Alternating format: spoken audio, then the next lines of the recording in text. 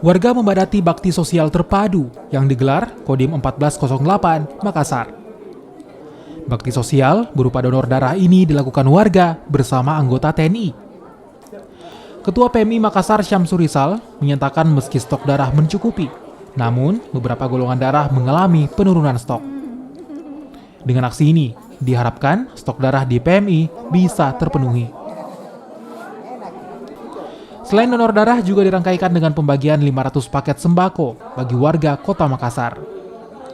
Kegiatan ini dilaksanakan untuk memperkuat jalinan silaturahmi warga dan anggota TNI dan memperkuat pertahanan negara dari penguatan manusianya.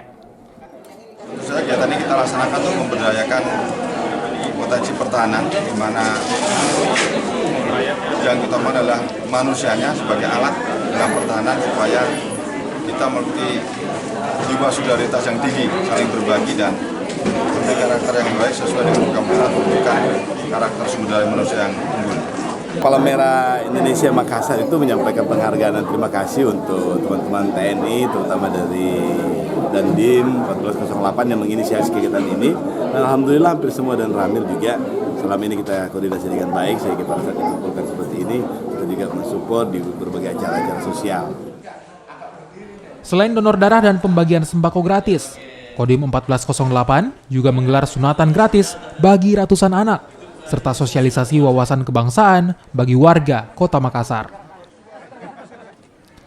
Nila Rustam, Kompas TV Makassar, Sulawesi Selatan.